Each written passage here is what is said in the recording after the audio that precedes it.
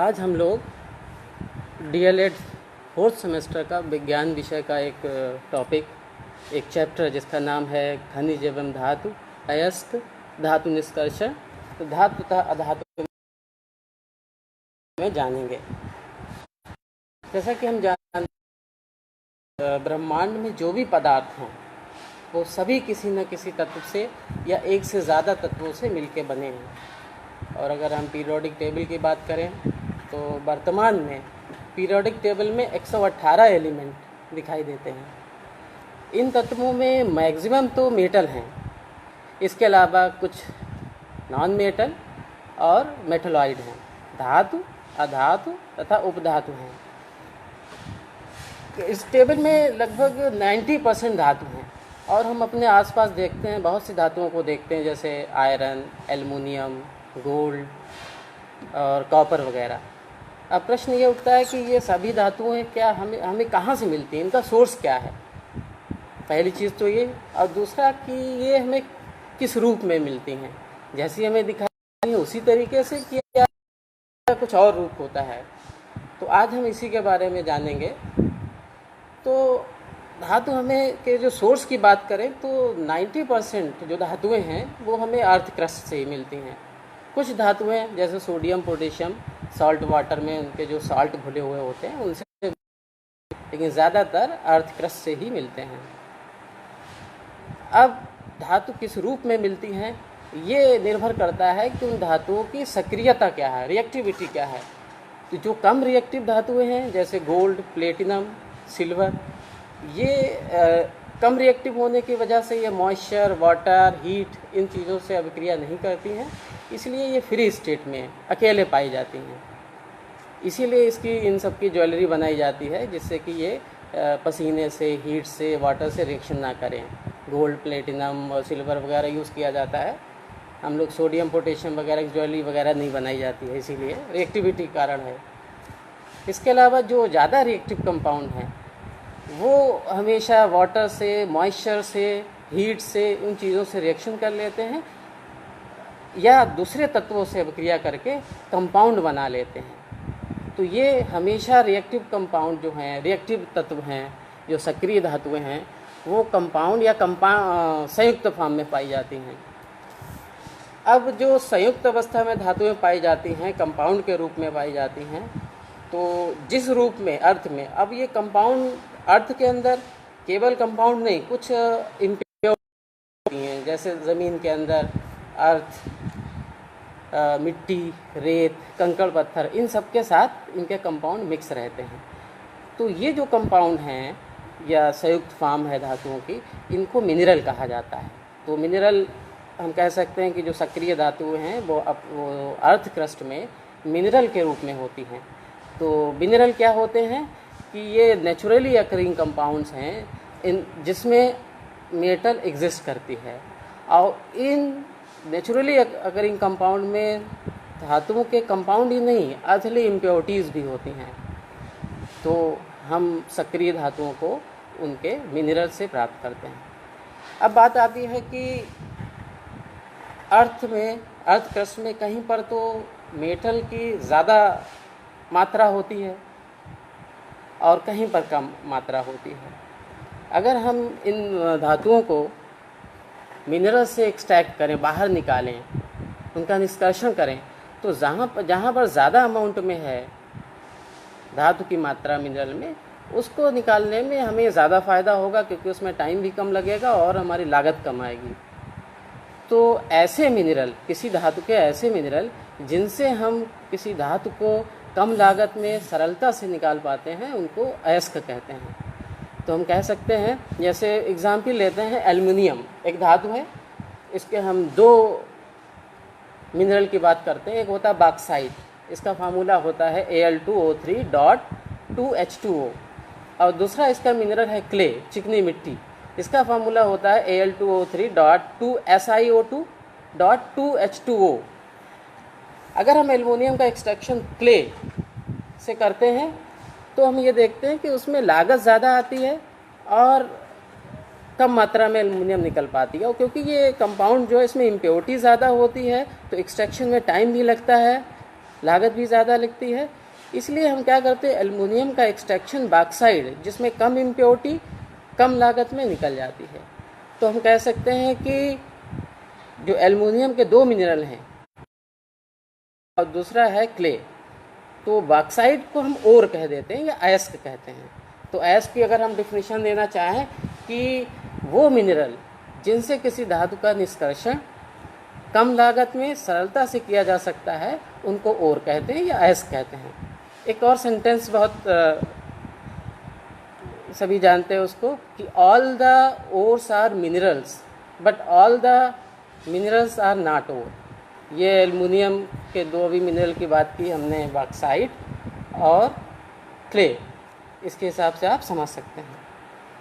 अब बात करते हैं कि जो अयस्क से हम धातु का निष्कर्षण करते हैं तो क्या तरीका होता है, उसका मेथड क्या है।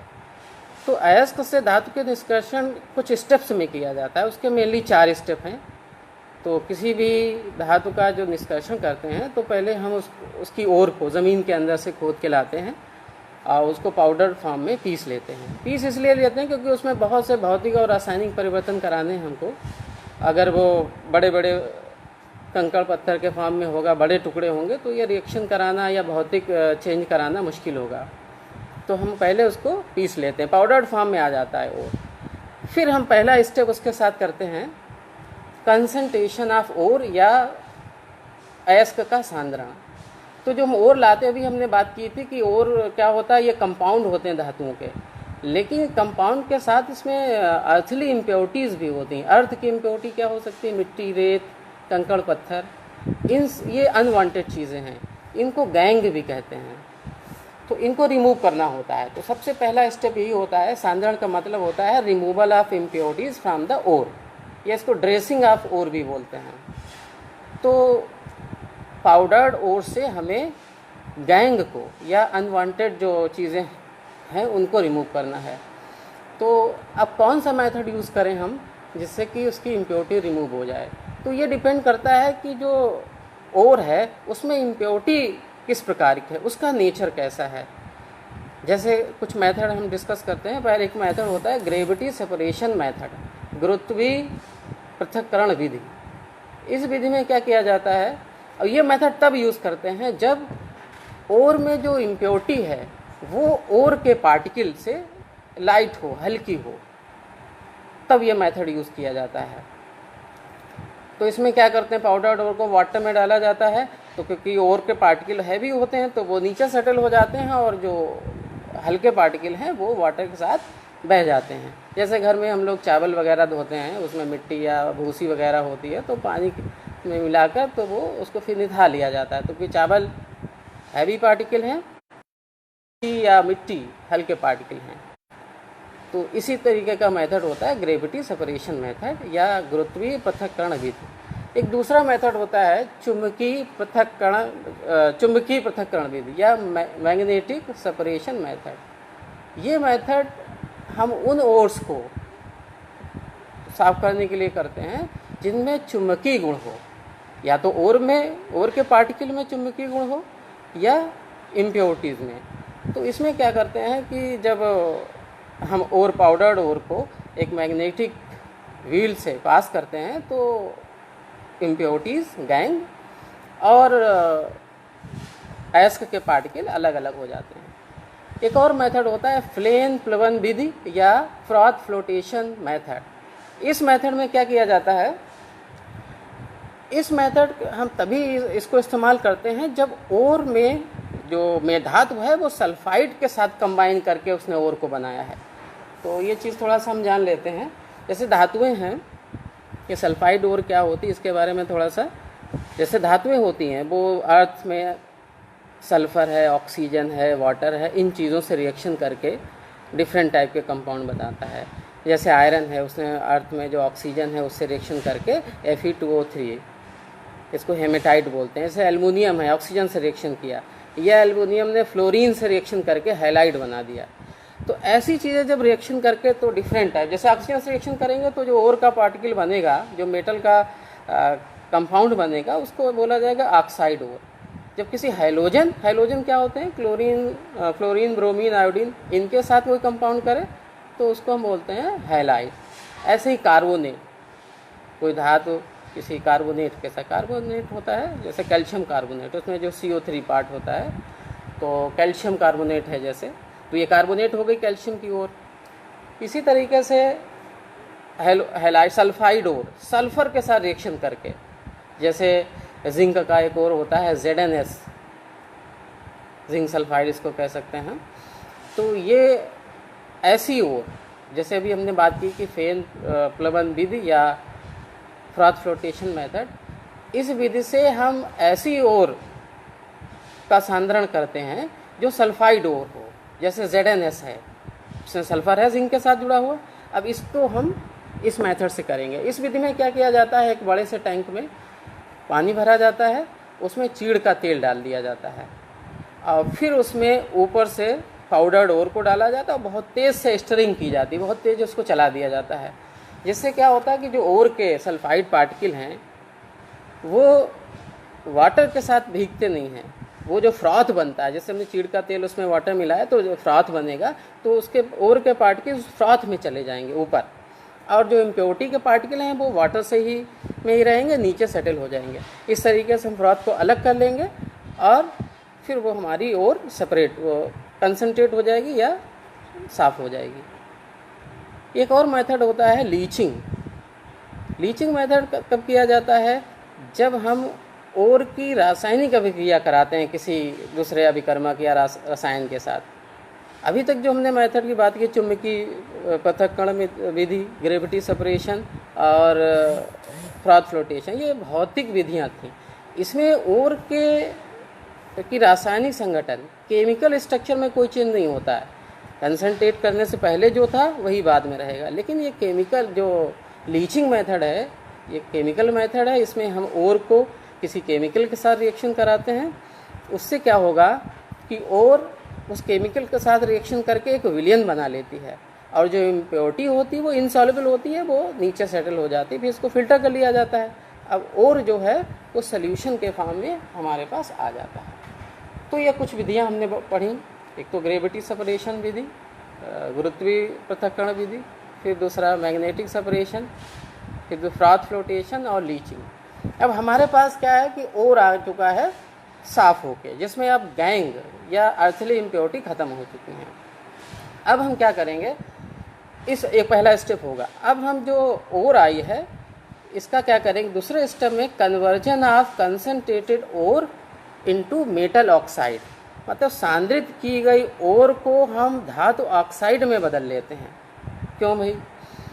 इसलिए क्योंकि जैसे मान लिया मेटल के साथ सल्फर जुड़ा हुआ है या हैलोजन, क्लोरीन, ब्रोमीन, आयोडीन कोई भी जुड़ा है या ऑक्सीजन जुड़ा हुआ है, तो हमें धातु निकालने में क्या, जैसे Al2O3 है, एल्यूमिना से हमें ऑक्सीजन हटाना है तभी एल्युमिनियम मिलेगी। लेकिन एल्युमिनियम जो है वो ऑक्सीजन को जल्दी से नहीं छोड़ेगा, उसकी एफिनिटी होती है, या सल्फ़र को हटाना मुश्किल होता है। तो जो ओर में जो उनके साथ सल्फ़र, ऑक्सीजन या हैलोजन जो भी कार्बोनेट हैं उनसे रिमूव करना मुश्किल होता है।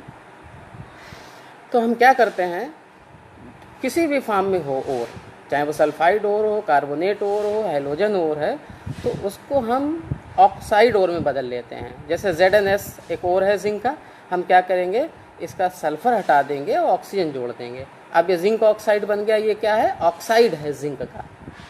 अब इससे जिंक निकालना आसान है। तो हमारा यही मतलब है, हम पहले क्या करेंगे, कुछ ऐसा करेंगे कि ओर में कोई भी एलिमेंट हो वो उससे दूर चला जाए और ऑक्सीजन जुड़ जाए और ऑक्साइड बन जाए। इसके दो मेथड हैं। एक मेथड है, इसमें हम बोलते हैं कैल्सिनेशन या इसको निस्तापन हिंदी में। इसमें क्या करते हैं, जो सांद्रित ओर है जिसमें इम्प्योरिटीज ख़त्म हो चुकी हैं, इसको हम बहुत तेज़ हीट करते हैं किसी भट्टी में। बहुत बड़ी इंडस्ट्रियल प्रोसेस होता है मेटलर्जी का। इसमें बहुत बड़ी बड़ी भट्टियाँ होती हैं। एक रिवर्बरेटरी फर्नेस होती है, ग्लास फर्नेस है, बहुत सारी फर्नेस हैं। तो अलग अलग प्रोसेस में अलग अलग भट्टियाँ यूज़ की जाती हैं। तो हम क्या करते हैं, इस सांद्रित ओर को ऑक्सीजन की एब्सेंस में बहुत तेज़ हीट करते हैं। बहुत तेज़ इतना नहीं करते हैं कि वो मेटल जो ओर है वो मेल्ट हो जाए, क्योंकि मेटल ऑक्साइड वो भी कंपाउंड है, वो भी मेल्ट कर सकता हो, तो मेल्ट ना हो। ऑक्सीजन की अनुपस्थित होनी चाहिए, हम हीट करें तो ऑक्सीजन ना हो। तो इससे क्या होता है कि ओर में जो वाष्पशील इम्प्योरिटीज़ होती हैं, वाष्पशील जिसको हीट करने पर वेपर में बदल जाएं, या कार्बोनेट ओर है जैसे FeCO3 आयरन का एक ओर है, इसको हम हीट करते हैं तो क्या होता है FeO प्लस CO2 निकल जाता है और FeO बचता है। ये क्या है? आयरन का ऑक्साइड ओर। इससे पहले क्या था? आयरन कार्बोनेट था FeCO3। तो हमने क्या किया? कार्बोनेट से इसको ऑक्साइड में बदल लिया। FeCO3 से मेटल निकालना, एक्सट्रैक्ट करना मुश्किल था, लेकिन जब FeO बना लिया अब ये आसान हो जाएगा। तो ये मेथड हम कब यूज़ करते हैं, कैसे यूज़ करते हैं? इसमें क्या करते हैं, बहुत तेज़ हीट किया जाता है सांद्रित ओर को, इन एब्सेंस ऑफ ऑक्सीजन होती है, ऑक्सीजन नहीं होनी चाहिए, और इतना भी तेज़ नहीं हीट करते हैं कि मेल्ट हो जाए ओर। अब दूसरा मेथड होता है रोस्टिंग। तो रोस्टिंग में क्या करते हैं हम लोग, ये मेथड हम उन्हीं ओर को पर अप्लाई करते हैं जब ओर में ओर जो हो वो सल्फाइड ओर हो, मतलब मेटल के साथ सल्फर जुड़ा हो, जैसे ZnS की भी हमने बात की। अब इसको हमें ऑक्साइड में बदलना है, ZnS को ZnO में बदलना है। तो यहाँ पर हम क्या करेंगे, क्योंकि इसमें ऑक्सीजन है ही नहीं कहीं पर, तो हम इसको एक्सेस ऑक्सीजन के साथ हीट करेंगे बिलो इट्स मेल्टिंग पॉइंट, मतलब यहाँ भी ओर का मेल्टिंग पॉइंट से कम ही रहे, जिससे कि मेल्ट ना करे। और इसको हम, इससे भी क्या होगा, जैसे यहाँ ZnS में ऑक्सीजन से रिएक्शन कराएंगे तो ZnO zinc oxide plus SO2 जो है सल्फर ऑक्साइड, वो वाष्पशील है, मिल जाएगा ZnS। तो यहाँ भी यही हमने किया, कैल्शिनेशन हो या रोस्टिंग हो, दोनों में हम क्या करेंगे, मेटल को मेटल ऑक्साइड में बदलेंगे। पहले वो किसी भी रूप में रहा हो, अब हमारे पास आ गया है मेटल का ऑक्साइड। तो 2 स्टेप कंप्लीट। तीसरे स्टेप में क्या करेंगे, इस मेटल ऑक्साइड में से ऑक्सीजन को हटा देंगे। क्यों? क्योंकि हमें जैसे ZnO है, हमें O नहीं चाहिए, हमें जिंक चाहिए। तो हम क्या करेंगे अगले स्टेप में, reduction of metal oxide into metal. अगर हम जिंक ऑक्साइड, जो ऑक्साइड है जिंक का, इसमें से अगर ऑक्सीजन हटा दें तो जिंक बचेगा। तो इस किसी भी पदार्थ से जब ऑक्सीजन रिमूव होता है तो इस क्रिया को हम बोलते हैं अपचयन या रिडक्शन। तो हम ये भी कह सकते हैं कि धातु ऑक्साइड का अपचयन करेंगे, किसमें? धातु में। इसकी भी बहुत सी विधियां हैं। कौन सी विधि कब किस मेटल के रिडक्शन में यूज़ की जाएगी, इसे जानने से पहले हमें जो धातुएं हैं उनकी रिएक्टिविटी सीरीज़, अभिक्रियाशीलता की जो श्रेणी सीरीज़ है, उनको जानना पड़ेगा। तो सीरीज़ में आपने इससे पहले छोटे क्लासेस में पढ़ा होगा, लेकिन फिर से बता देता हूँ। सबसे ज़्यादा एक्टिव होता है पोटेशियम धातु, उसके बाद सोडियम, फिर कैल्शियम, मैग्नीशियम, एल्युमिनियम, फिर उसके बाद zinc, iron, lead, copper, mercury, silver, gold, ये सीरीज़ है। तो इसमें जो ऊपर थे सीरीज, जैसे सोडियम, पोटेशियम वगैरह ये कहा, तो हाईली रिएक्टिव हैं। तो high reactive compound, high reactive metal के जो मेटल ऑक्साइड हैं, इनसे हम ऑक्सीजन रिमूव करें तो हमें मेटल मिलेगा। या जो मीडियम वाले हैं जैसे आयरन, लेड, इनमें से अगर हम निकालें, ऑक्सीजन को रिमूव करें, तो कुछ और मेथड होगा, कुछ और पदार्थ यूज़ किए जाएंगे रिडक्शन में, अपचयन कराने में। और जो नीचे थे मरकरी, सिल्वर, गोल्ड, इनके रिडक्शन या अपचयन में, मतलब इनके ऑक्साइड से ऑक्सीजन को रिमूव करने के कुछ और मेथड होंगे, अब कुछ और पदार्थ यूज़ किए जाएंगे। तो जो पदार्थ धातु के ऑक्साइड से ऑक्सीजन को अलग करता है, उस पदार्थ को अपचायक या रिड्यूसिंग एजेंट कहते हैं। तो हम इसको एक एक पढ़ते हैं। सबसे पहले जो बहुत कम रिएक्टिव धातु होते हैं, जैसे बात की मरकरी, सिल्वर, गोल्ड, प्लेटिनम, तो इनके जो ऑक्साइड होते हैं, जैसे मरकरी का HgO, अब इसका ऑक्साइड स्टेबल कम होता है। स्टेबिलिटी का मतलब होता है स्थायी नहीं होता है। स्थायी का मतलब ये अपनी उसी फॉर्म में ज़्यादा देर तक नहीं रहता। अगर इसको कोई भी भौतिक प्रभाव इस पर डाले, गर्म किया जाए, ठंडा किया जाए, रिएक्शन की जाए, तो ये अपना रूप बदल देता है, किसी और चीज़ में बदल जाता है। तो जो मरकरी ऑक्साइड है, मरकरी एक कम रिएक्टिव पदार्थ है, धातु है। इसका जो ऑक्साइड है, इसको अगर हम हीट कर दें तो ऑक्सीजन अलग हो जाती है और मरकरी बचता है। तो जो कम रिएक्टिव धातु हैं, इनके ऑक्साइड को का रिडक्शन करना बहुत आसान है, केवल इनको हीट कर दीजिए। जैसे अभी मरकरी ऑक्साइड का हमने एग्जाम्पल लिया। दूसरे हैं जो कम रिएक्टिव में, जैसे आयरन और लेड की बात कर रहे हैं, इनके लिए हम डिफरेंट रिड्यूसिंग एजेंट यूज़ करे जाते हैं। रिड्यूसिंग एजेंट वही जो इन ऑक्साइड के ऑक्सीजन को अलग कर दें इनसे। तो रिड्यूसिंग एजेंट में हम कार्बन मोनोऑक्साइड या कोई और धातु इस्तेमाल करते हैं। जैसे है FeO है, एक ऑक्साइड है आयरन का, इसके हमें ऑक्सीजन हटाना है तो इसकी हम कार्बन से रिएक्शन करा दें तो हमको Fe+CO मतलब हमें आयरन मिल जाएगा। या कार्बन मोनोऑक्साइड या कोई दूसरी धातु, कौन सी धातु, जैसे हमें अगर आयरन ऑक्साइड है Fe2O3 एक ऑक्साइड है आयरन का, इसमें हमें ऑक्सीजन रिमूव करना है तो इसकी रिएक्शन हम एल्युमिनियम धातु से करा दें तो क्या होगा, जो ऑक्सीजन है वो एल्युमिनियम के पास चला जाएगा और आयरन फ्री हो जाएगा। तो हम इसमें क्या किया, धातु ऑक्साइड की अपक्रिया हम किसी दूसरी धातु से करा देते हैं। और वो धातु कौन सी होनी चाहिए, वो उस धातु के ऊपर वाली होनी चाहिए या उससे ज़्यादा रिएक्टिव हो। तो ये एक मेथड हो गया। अब बात है जो ज़्यादा रिएक्टिव धातुएं हैं, जैसे अभी हमने बात की सोडियम, पोटेशियम, मैग्नीशियम, एल्युमिनियम, ये बहुत रिएक्टिव हैं और इसमें जो ऑक्सीजन होता है उसको रिमूव करना मुश्किल होता है। जो अभी हमने मेथड किए कि जैसे एल्युमिनियम ऑक्साइड आप इसको हीट कर दो और हम सोचें कि ये ऑक्सीजन रिमूव हो जाएगी एल्युमिनियम, ऐसा नहीं होगा। इन धातुओं की ऑक्सीजन के लिए एफिनिटी, लाइकनेस ज़्यादा होती है, वो ऑक्सीजन को जल्दी छोड़ते नहीं हैं। तो यहाँ पर हम एक दूसरा पावरफुल मेथड यूज़ करते हैं, इलेक्ट्रोलिसिस, विद्युत अपघटन, क्योंकि वहाँ पर हम इलेक्ट्रिसिटी इस्तेमाल करते हैं। इलेक्ट्रिसिटी मतलब हम एनर्जी खर्च करते हैं, तब ऑक्सीजन छोड़ते हैं ये धातुएं। तो विद्युत अपघटन विधि आप लोग और हम सभी पढ़ चुके हैं। तो इसमें एक सेल होता है जिसको विद्युत अपघटनी सेल कहते हैं। तो इस विद्युत अपघटनी सेल में 3 चीज़ें होती हैं। एक बैटरी लगाई जाती है, तो उसको एक पॉजिटिव एंड से एक रॉड लगी होती है जिसको हम बोलते हैं एनोड, निगेटिव एंड से एक रॉड जिसको बोलते हैं कैथोड, और एक उसमें सोल्यूशन भरा होता है जिसको इलेक्ट्रोलाइट कहते हैं। मतलब 3 चीज़ें होंगी। उसमें एक विद्युत अपघट्य होगा जो उसमें लिक्विड भरा रहता है, वो जलीय विलयन भी हो सकता है या मोल्टेन भी फॉर्म में भी हो सकता है, और एक कैथोड निगेटिव रॉड और एक एनोड पॉजिटिव रॉड। ये 3 चीज़ें होती हैं। तो इसमें क्या करते हैं, जैसे मान लिया हमें एल्युमिनियम ऑक्साइड Al2O3, इसको हम एल्यूमिना बोलते हैं मेटलर्जी टर्म में, तो इससे हमें एल्युमिनियम रिमूव करना है। तो इसको मेल्ट करके हम इस सेल के अंदर भर देते हैं। अब बैटरी अप्लाई करते हैं क्योंकि हमें एक्सटर्नल सोर्स से एनर्जी देना पड़ेगी। एल्युमिनियम ऑक्साइड से एल्युमिनियम आसानी से रिमूव नहीं होता है, इसलिए हमें उसको इलेक्ट्रिसिटी देनी पड़ी। रिएक्शंस होंगी, एल्युमिनियम जो है वो कैथोड पर जमा हो जाएगा, क्योंकि जो Al2O3 जो है वो एल्युमिनियम के पॉजिटिव आयन में और ऑक्साइड के निगेटिव आयन में टूटेगा।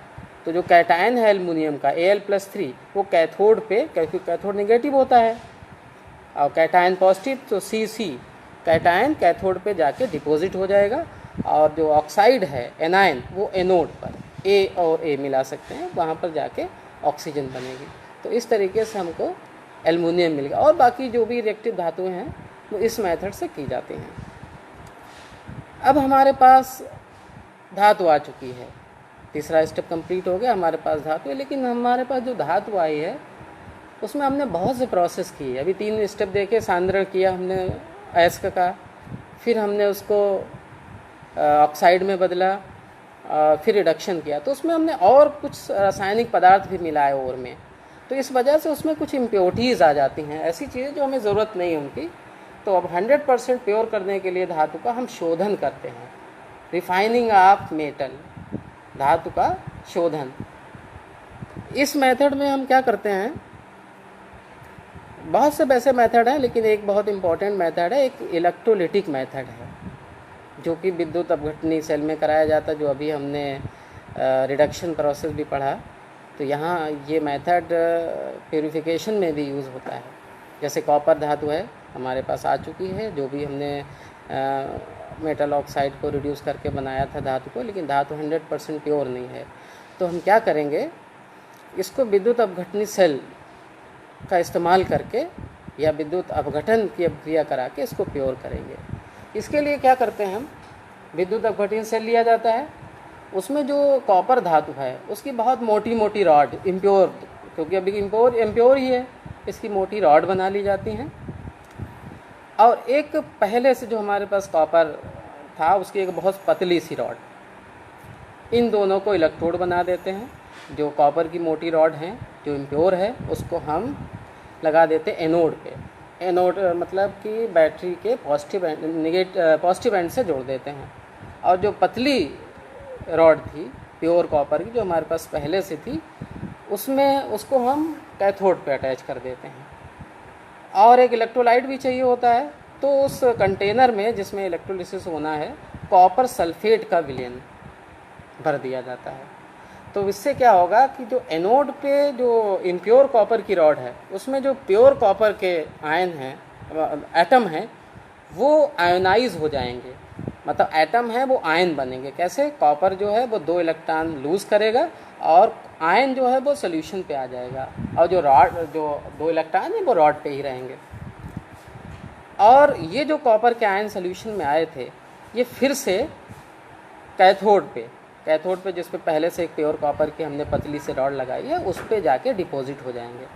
मतलब डिपॉजिट हो जाएंगे, वहाँ पर ये आयन इलेक्ट्रॉन गेन कर लें। कैथोड है, वहाँ इलेक्ट्रॉन का सोर्स है, तो रिडक्शन हो जाएगा कैथोड पे और ऑक्सीडेशन होगा एनोड पर। तो इस तरीके से जो इम्प्योर रॉड थी जिसमें कॉपर था और भी चीज़ें थी उसमें इम्प्योरिटी, तो सारे कॉपर के आयन एनोड रॉड से सोल्यूशन में और सोल्यूशन से आ जाएंगे कैथोड रॉड पे डिपॉजिट हो जाएंगे।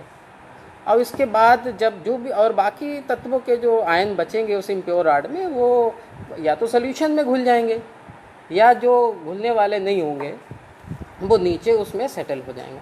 इस तरीके से हमको प्योर कॉपर मिल जाएगा। ऐसे और भी मेथड हैं, लिक्वेशन होता है, क्रोमेटोग्राफी होती है, तो ये सब मेथड हैं। तो ये हम लोगों ने भी देखा कि मेनली 4 स्टेप होते हैं किसी धातु को उसके अयस्क से प्राप्त करने के।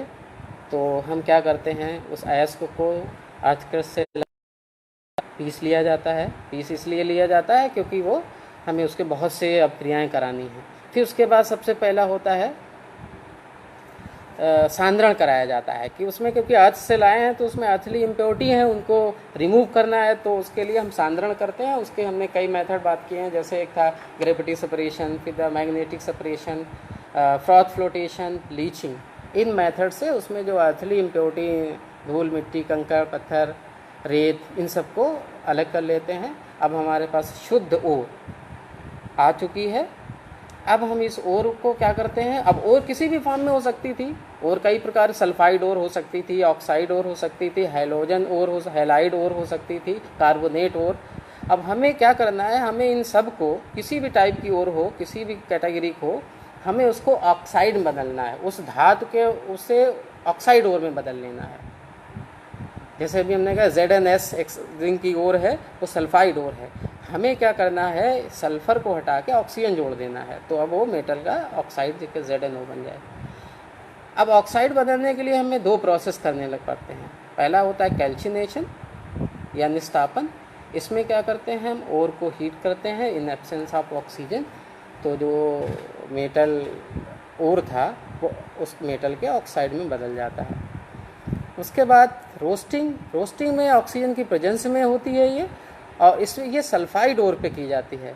तो इसमें भी जो धातु ओर थी वो बदल जाती है ऑक्साइड में। अब हमारे पास धातु ऑक्साइड आ गया दूसरे स्टेप में। तीसरे स्टेप में क्या करते हैं, जो ऑक्सीजन हमने ऐड किया था मेटल के साथ, उसका ऑक्सीजन रिमूव करना है। तो इसका मतलब कह सकते हैं हमें रिडक्शन कराना है धातु ऑक्साइड का धातु में। तो इसके लिए भी अब कौन सा मेथड यूज़ किया जाए, कौन सा पदार्थ यूज़ किया जाए, ये हम लोगों ने अभी देखा कि रिएक्टिविटी ऑर्डर है एक तत्वों का, धातुओं का। तो कुछ ज़्यादा रिएक्टिव होते हैं, कुछ कम रिएक्टिव होते हैं, कुछ बहुत कम होते हैं। तो जो बहुत कम रिएक्टिव होते हैं तो उनके ऑक्साइड तो केवल हीट करने पर ही डिकम्पोज हो जाते हैं और ऑक्सीजन छोड़ देते हैं और हमें प्योर मेटल मिल जाता है। और जो मीडियम वाले होते हैं उसमें हम कुछ रिड्यूसिंग एजेंट, कुछ ऐसे पदार्थ जो उस धातु ऑक्साइड से ऑक्सीजन को छीन ले, तो उसके लिए हम ऐसे पदार्थ कार्बन या कार्बन मोनोऑक्साइड या कोई और उस धातु से ज़्यादा रिएक्टिव धातु को से रिएक्शन करा के प्राप्त कर लेते हैं। और उसके बाद जो बहुत रिएक्टिव हैं, एल्युमिनियम में सोडियम और पोटेशियम, इनसे ऑक्सीजन को, इनके जो ऑक्साइड हैं, जैसे हमने एग्जाम्पल लिया था Al2O3 एल्यूमिना है, एक और है ये ऑक्सीजन का, एल्युमिनियम का, तो इसमें ऑक्सीजन रिमूव करना थोड़ा मुश्किल है क्योंकि इस रिएक्टिव मेटल की एफिनिटी ऑक्सीजन के लिए ज़्यादा है। तो उसके लिए हम इलेक्ट्रोलिटिक मेथड यूज़ करते हैं, इलेक्ट्रिसिटी पास की जाती है क्योंकि ज़्यादा एनर्जी की ज़रूरत होती है, तो इस मिलती है। उसको 100% प्योर करने के लिए हम उसका शोधन करते हैं, प्यूरिफिकेशन, तो इस तरीके से हमको प्योर मेटल मिल जाती है।